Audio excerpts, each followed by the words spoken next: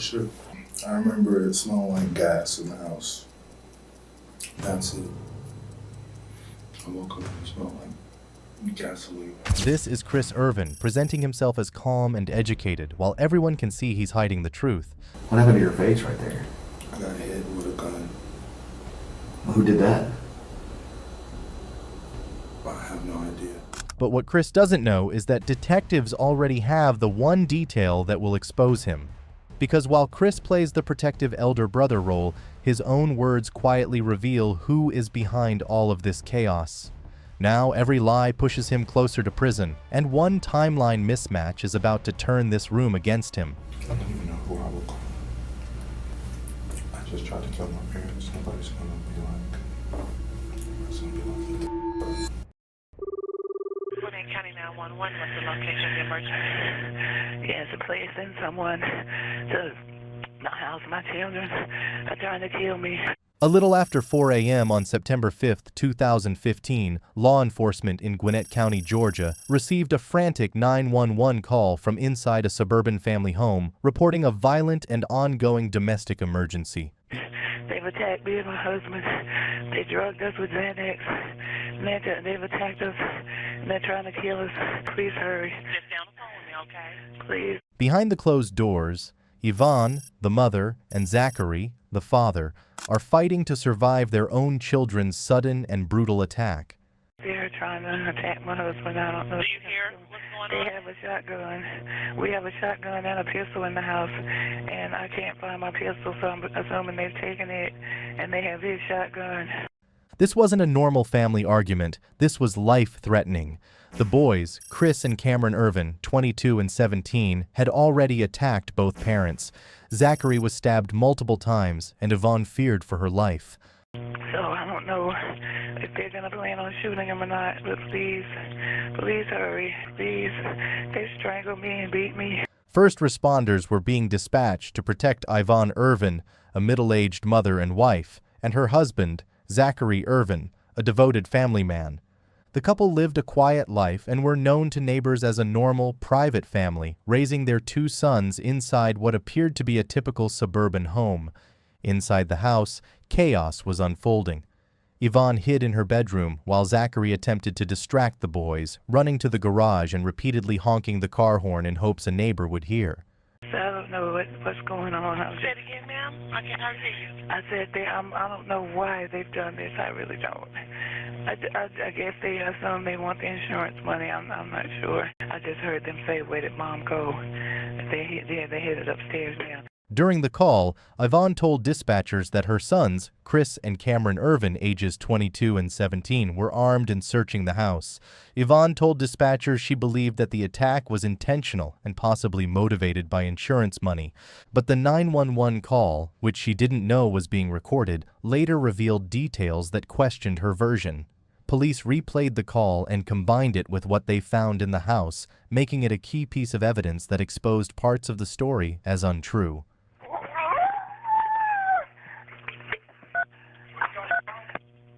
Hello? The police are on their way. It's on their way.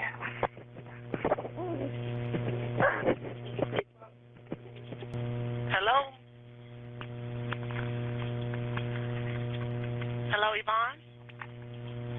Hello? Hello, Miss Yvonne? Hello? Their names are Chris and Cameron Irvin. Your name are what? Chris and Cameron Irvin. Once in custody, Chris and Cameron appeared differently.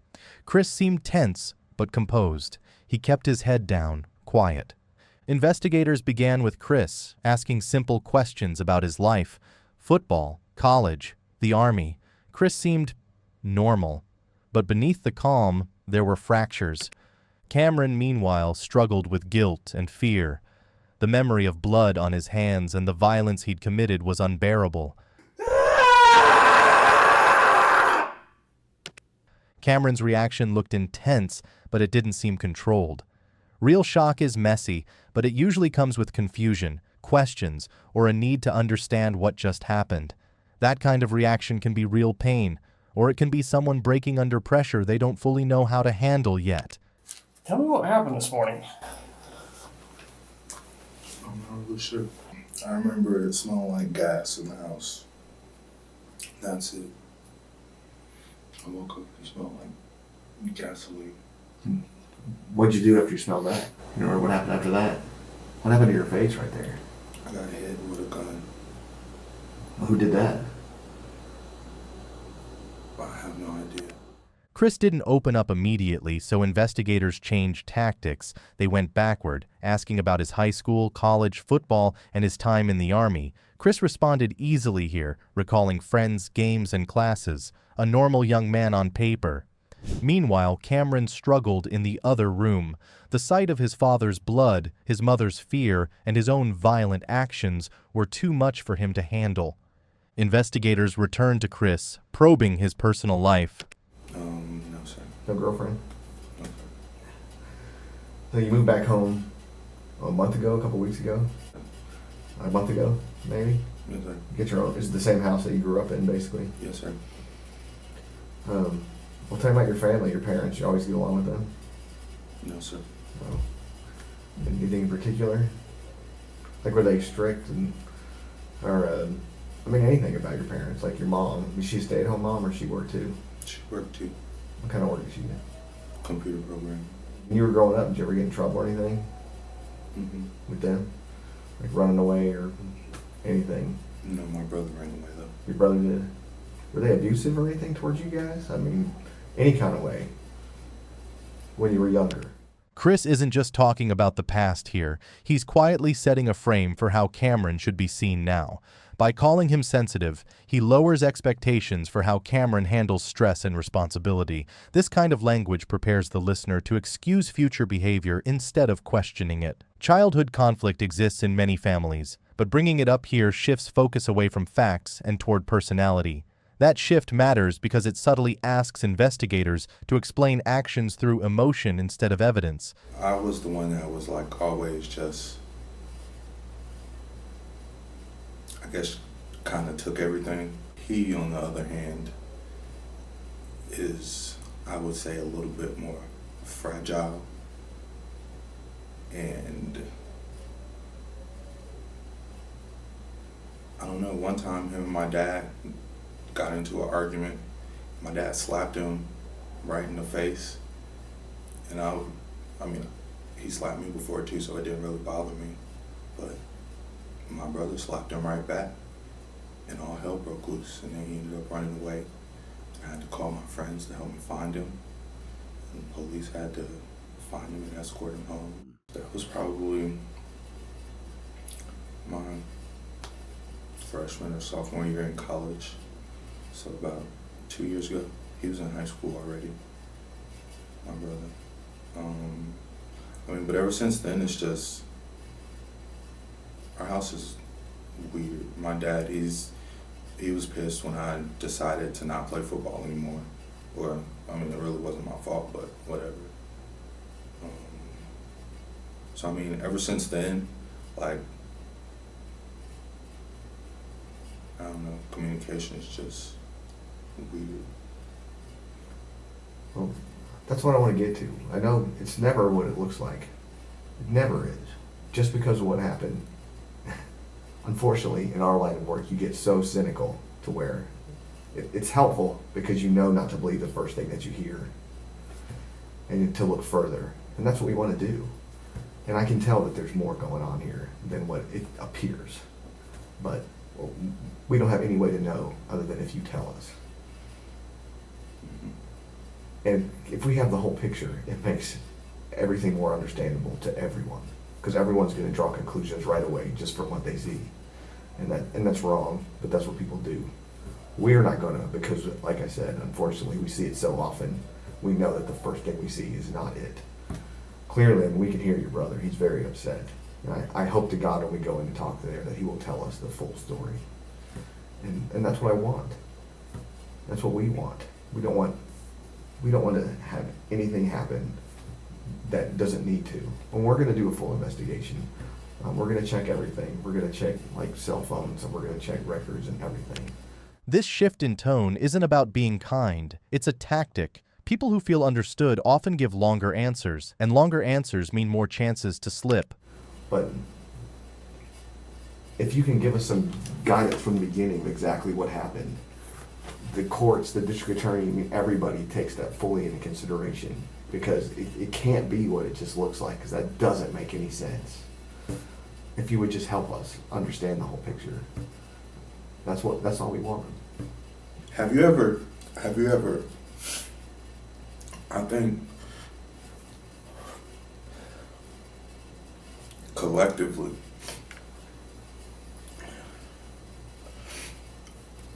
all me and him have ever wanted is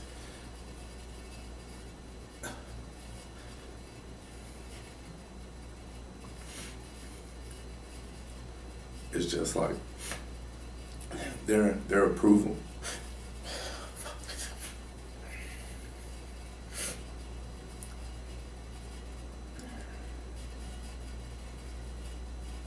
I understand that.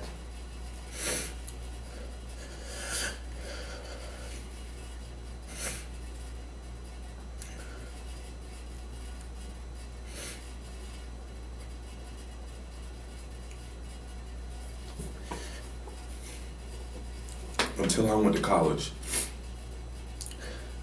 I did everything that my dad wanted me to do, because we didn't have a relationship. We did it outside of football. That was it. I mean, when I got to college, I realized, I don't even like football like that. I don't want to be at a school. I'm just here because my dad wanted me to play football.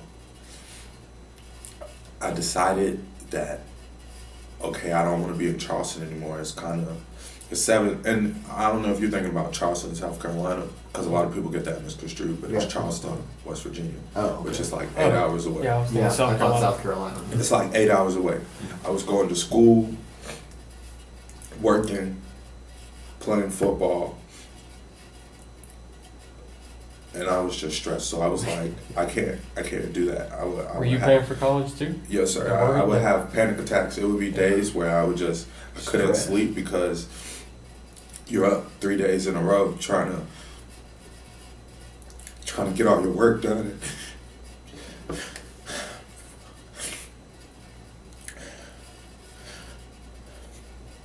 I have 4.0. You have 4.0? What was your major? Political science. Yeah. It's not an easy course.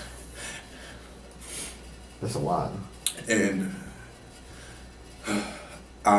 the reason why I left and went to Valdosta was because they were going to offer me more scholarship money to where I wouldn't have to work. Chris focuses on pressure, not choices. By stressing stress, money, and responsibility, he frames himself as someone pushed into a corner. This kind of explanation often appears when someone wants understanding before accountability. His frustration over money aligned with what Yvonne had feared. Could this be a financial motive? Did he want insurance money? My dad didn't want me to leave Charleston. But I was like, I can't do this anymore. I can't. And then when the scholarship with Valdosta fell through, I had hope. So like, school was still paid for, but I mean, I wasn't playing football anymore. Like I said, that was really kind of the only thing we connected on. He literally, the whole summer I came home from Charleston before I went down to Valdosta, he did not talk to me. Every time he looked at me, it was like, get out of my face, like, why are you here?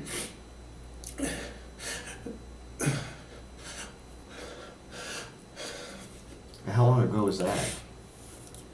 That's 2 years ago.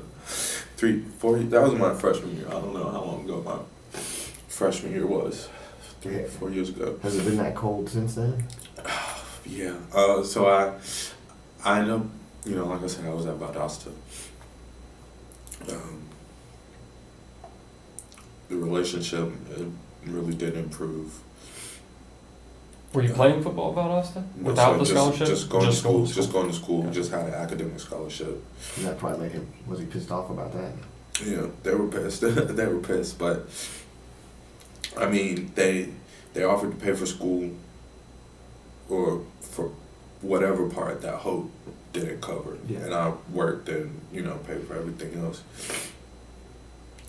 And then I transferred to Georgia State, just because as a political science major, it's more opportunity in Atlanta for future law students than at Valdosta is. No. Oh, yeah. Chris chooses to describe silence, not arguments. But you know what? Long silence inside the same house is a sign of real tension.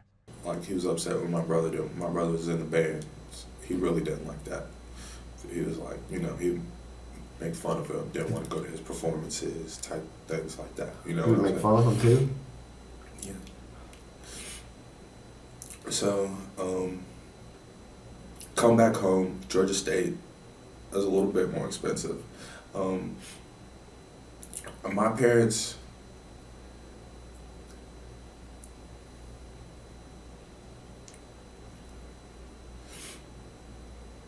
by no means are they rich. By no means do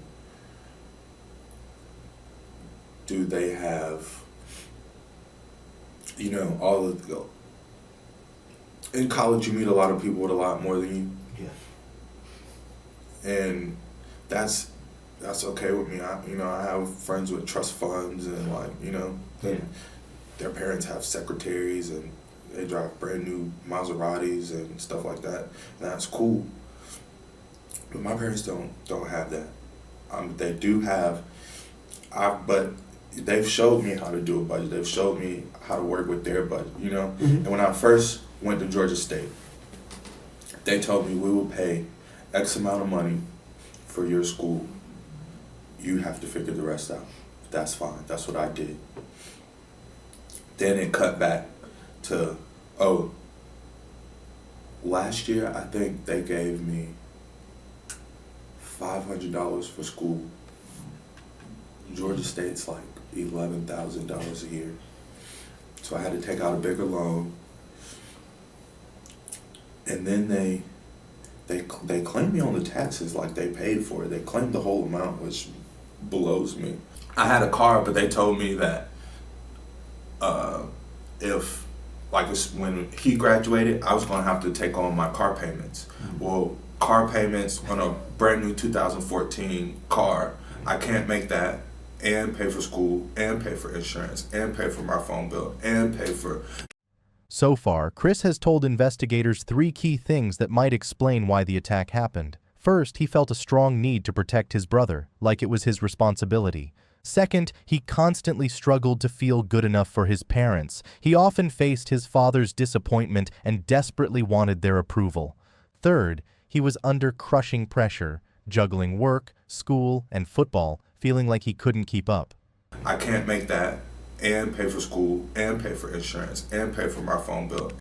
Chris also admitted that money was a huge part of his stress. This frustration over money fits with the motive Yvonne hinted at during her 911 call. So I don't know what's going on. Say it again, ma'am. I can't hardly hear you. I said I don't know why they've done this. I really don't. I guess they assume they want the insurance money. I'm not sure. Were the brothers really planning to kill their parents for insurance money? Detectives needed to figure that out fast. The big question was whether Cameron, the younger brother, felt the same crushing financial pressure as Chris, or if this dark plan was driven only by Chris's own money problems. Every detail mattered. Bills, school costs, and the stress of keeping up with expectations could push someone over the edge. And while I've been gone, I was talking to my brother. He said, their relationship has gotten progressively worse since I've been gone. And it's like times where we all live in the same house, but we won't see each other or talk to each other for days at a time. Like if they go out of town, my mom texted my brother that she was leaving to go out of town.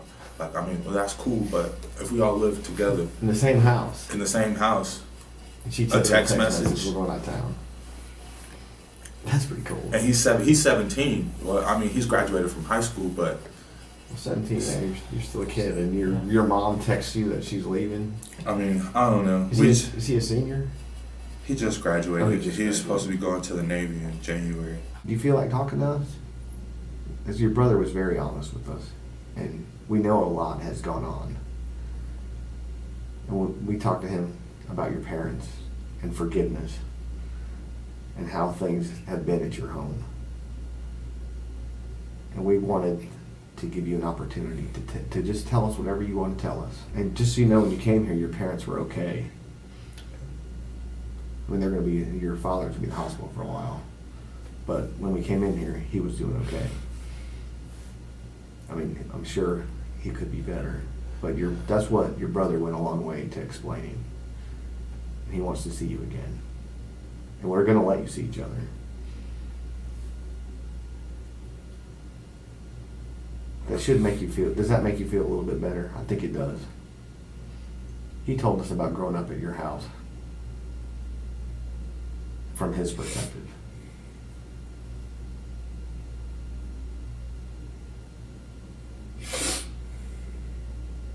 Is there anything you want to tell us about that?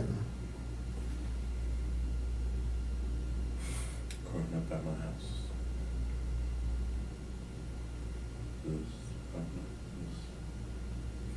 Sometimes it was easy, sometimes it was very hard. Why is that? I mean, I know I get out of control sometimes, and I have to. He told us he felt like your dad never treated you very well because you didn't play football. Did you feel like that? Played football when I was younger. When I quit, he acted like he didn't want me to be the son anymore. And then finally, my freshman year, I got back on the team. I hated it so much, but it made him happy. But I love music, and when I got back in band, I wouldn't even come to the game sometimes. He told us one thing. He said that once your family was going out, your parents were going out of town, and they sent you a text to tell you. Yeah. How'd that make you feel? I knew how it made me feel when I heard it. Is that kind of symbolic of the way things were? Yeah. Have you ever heard the song Super Rich Kids by Frank Ocean? I haven't. No. Super rich kids. Too many bottles of wine they can't pronounce. Too many white lies and white lines. Super rich kids with nothing but fake friends.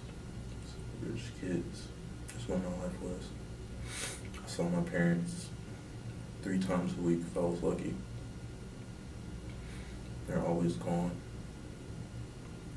When I do see them, sometimes they're excited to see me, but sometimes they're just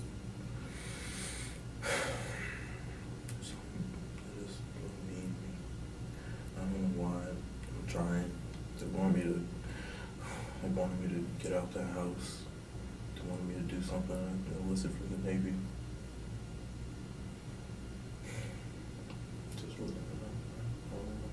Just wasn't supposed to happen. He told us that y'all turned the gas on last night, and it just didn't work. I told you we did it. No, he just kind of said the gas. He was kind of vague, but that the gas was turned on and put candles out. As you're about to see, how Cameron's story was entirely different. While Chris described financial and emotional stressors, Cameron spoke of guilt and fear. When Cameron says we, it's tense and scary. He's trying to suggest that maybe one brother wasn't as involved as the other, like he wants to share the blame. But he doesn't know the truth. Chris has already told the detectives that they did it together. That fact makes every word Cameron says feel heavier, like a warning. You can almost hear the fear in his voice, the guilt he can't hide. Little does he know, the detectives are quietly putting the pieces together, and the reality of what really happened is about to hit, shocking everyone listening. We are gonna let you see your brother today. Just, can you tell us what happened? Honestly, we just wanted to blow the house up. To start over the house, we're missing so many bad things. Mm-hmm. Blow the house up and start over. But it didn't work. We waited all night and it didn't work. And then we were like, well, the whole house smells like gasoline.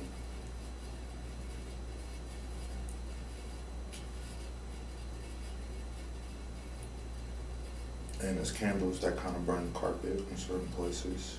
Mm-hmm.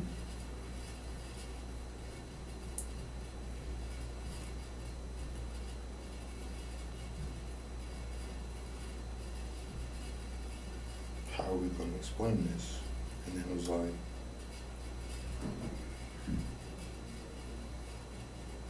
well, it's too late now. As Chris explains what happened before the night of the attack, his words grow heavier with every sentence. Again and again he says, we, not I, not by accident.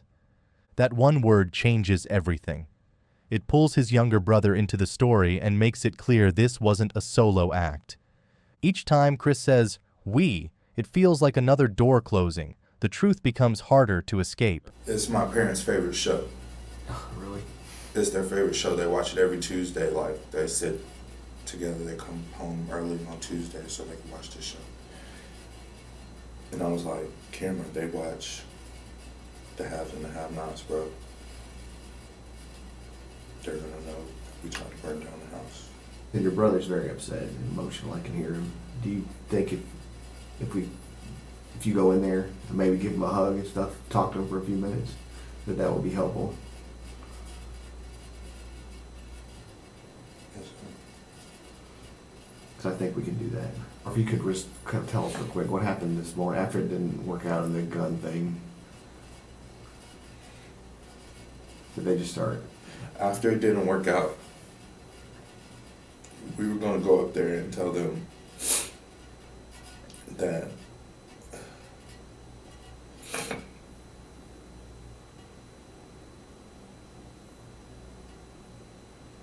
somebody broke into the house and we needed to get out. But then that didn't seem like a very believable idea. So we were like, we kind of already started this. We gotta finish it. We thought asphyxiation would work. And it didn't. And then we kind of started fighting.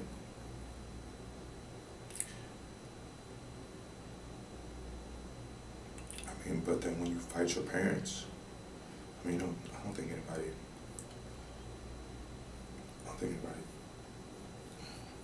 Imagines that. Thank you for telling us what happened. I know it seems really bad right now.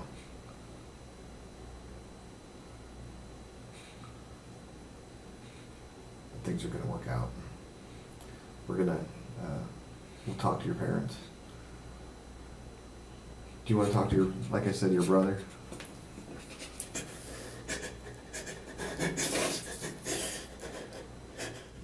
Last night, me and my parents got into it, and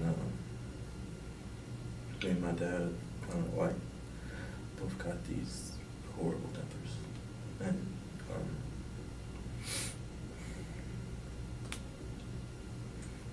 we got into it, and something just snapped, trying to suffocate him, trying to kill him. Dad. Cameron blames himself for the attack, leaving his older brother out almost entirely. Was the bed. So is that not right what your brother said? Y'all started fighting last night? My dad got into it. Chris tried to calm me down. He's always trying to separate us. He's the most calm, level-headed one. I tried to sleep it off, but I couldn't. It was like, I don't know, it's like, my body was moving on my own, but I was just watching for the ride.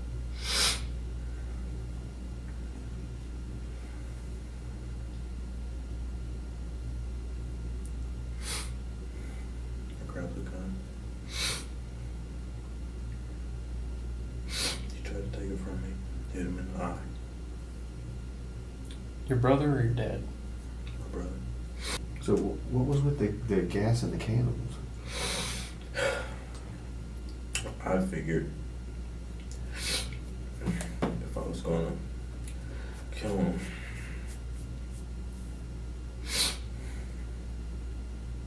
I might as well just cover the evidence.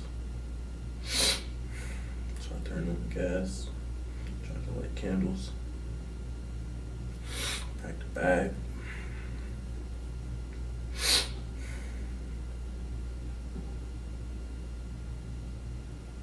Back inside. Where's mom? Where's mom? Looking around. My dad's still on the floor. She's upstairs on the phone. I fucking tackled her. I could have him on the phone.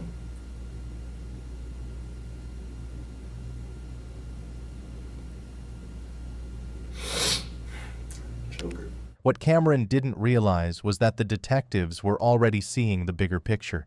Every lie, every hesitation was being recorded and analyzed. Tell us their favorite show was The Have and Have Not.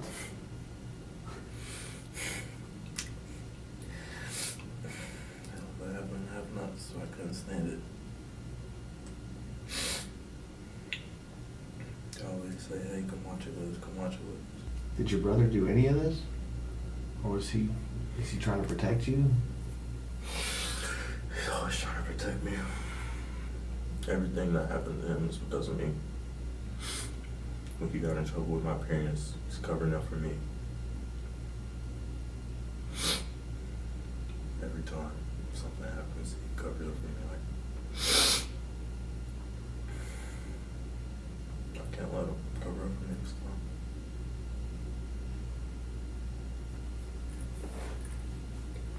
So did he help you turn on the gas and put the candles out? No, I did that all myself. But you turned the gas on last night? Gas on this morning. This morning This too. morning. Because the way he was telling it seemed like he was involved with the thing. But if you could give us a timeline of how it went, if he's just trying to protect you. About, let's see, got into it last night. Me and my dad, before they went to sleep, they got home from a football game. It was about 11 and 12. Chris calms me down. I go upstairs. He goes downstairs. Everybody goes to sleep, but I couldn't sleep. Something just snapped. I take my pillow. I go to my parents' room. About 4 in the morning. Trying to smother my dad. I smother my dad. My mom wakes up. She tries to pull me off of him. I hit her. My dad tries to get back on me. But I know where he keeps the shotgun. So I go for it. I grab the next one. I just stab him. Kept stabbing him. Stabbing him. Kept stabbing him. Kept stabbing him.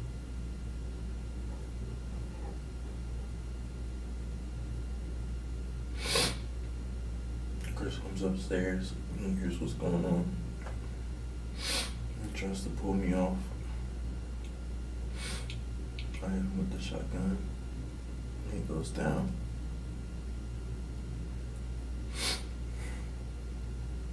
I got rid of my tracks now. Just killed my dad. Choked my mom out. So I turned on the gas, light some candles, turned on the car. Here, Cameron suddenly shifts from fragile to aggressive. claiming responsibility in shocking detail. Cameron's admiration for Chris may be pulling him into violent behavior. This isn't just about events, it's about loyalty, influence, and hidden motives. Detectives are left wondering who is lying and who is hiding the truth. In cases like this, sibling bonds can be dangerous, especially when pain and anger grow together. Studies show that broken family support, neglect, and stress can push siblings down the same dark path. Both brothers felt ignored and unwanted, and that shared pain matters. But older siblings often lead, and younger ones follow. Cameron clearly admired his brother, and that loyalty may have pulled him into violence. It's my best friend. Your brother. Just looking out for me when I was a kid.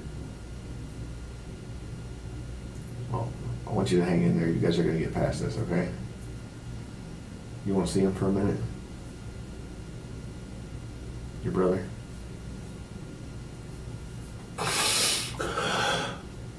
Detectives arrange the reunion in the interrogation room.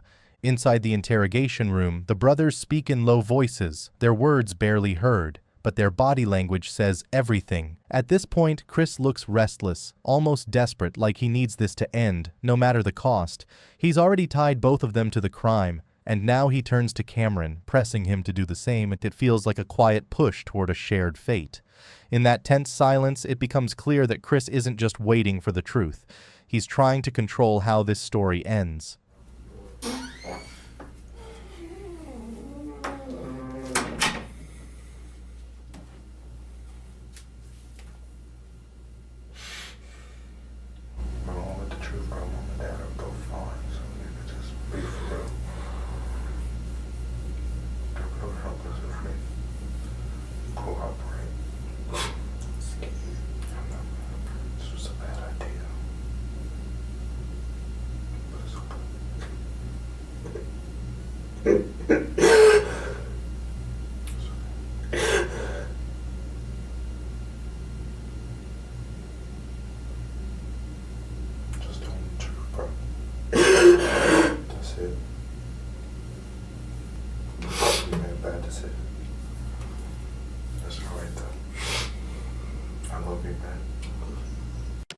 Chris immediately stepped into the role of the elder brother. It came across as a quiet reminder that whatever happened next, they were tied to the same story.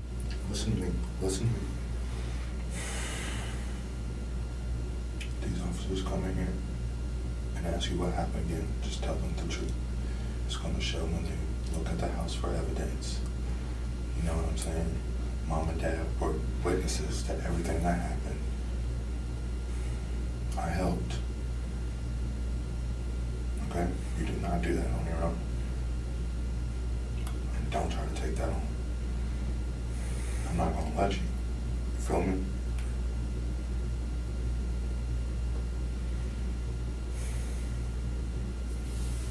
So, like I said, just keep it 100 when they come in and ask you.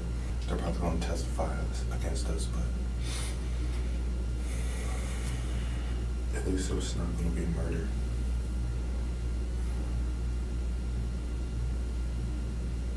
Attempted murder, but not murder. It's different. That's what I'm saying. Just be honest. I'm not gonna let you do this by yourself.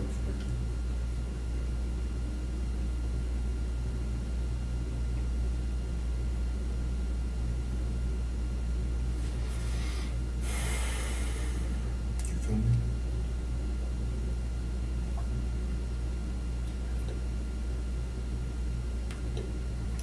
Above it.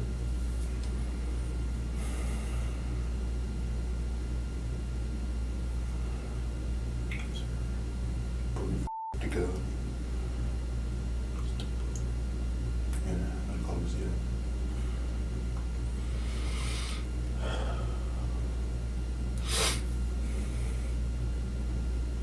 Hopefully,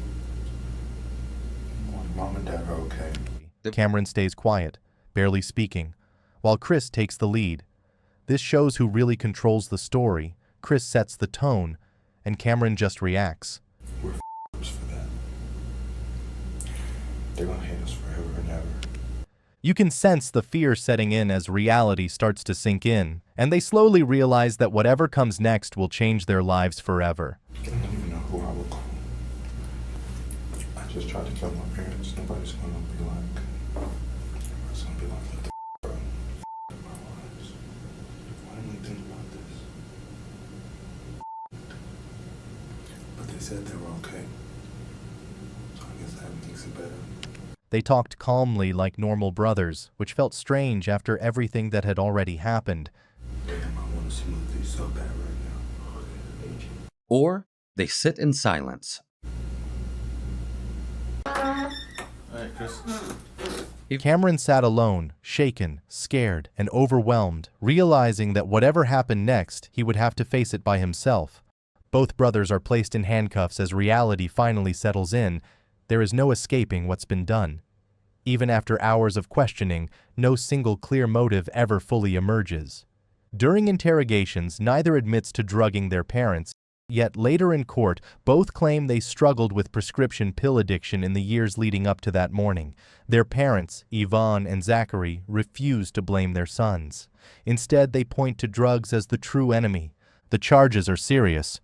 2 counts of felony, aggravated assault, and first-degree arson, along with several other charges.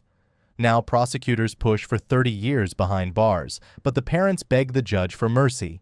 They ask for the lightest sentence possible, still believing their sons are not evil. Zachary even tells the court he saw Satan in the house that night, not his children. Despite everything, the parents keep visiting. Forgiveness comes easier than understanding. As of 2025, the brothers have served 8 years of a 20-year sentence with parole not possible until 2036. This case is a chilling reminder of how family tension and hidden struggles can explode into violence and how secrets and misunderstandings only make things worse. Chris and Cameron Ervin attacked the parents who raised them, and in the chaos, the truth became murky as each brother tried to shield the other. Even after the attack, Yvonne and Zachary chose forgiveness, showing that love and understanding can exist even in the darkest moments. If you found this case breakdown insightful, make sure to subscribe for more interrogation analysis. Hit the like button to support the channel and comment below with which case you want to see next.